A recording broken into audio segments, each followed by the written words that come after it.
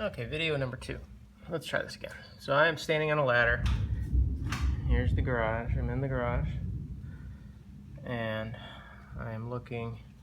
This is the exterior wall now. Here, where the garage door sits.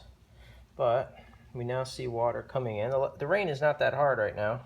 It's coming down, but not that hard as we've had major storms. And this particular one is just kind of showing itself as to where the water's coming in. We now know, and it's a surprise, but it is actually just, it appears just at the dryer vent. That source right there, that hole, dryer vent hole that leads to the outside world, appears to be where we're getting our water. Now, shoot, the question is, yeah, it's got to be coming in from the outside world, right? But it's not coming from above as we thought, above the dryer vent, from the up above, you know, the roof may be okay. I don't see anything above the dryer vent.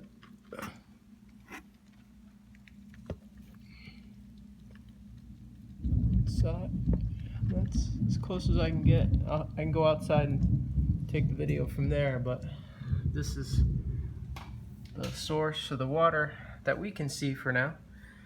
And while this looks like it's got some moisture in that corner, that may have been because the water was sitting on top of the drywall that we have now cut away, obviously. We'll have to monitor that. Look at this double ply drywall, and obviously it's flaked away because of the moisture. That's a big thickness. Anyway, got some video here, and hopefully that'll help us diagnose what's going on.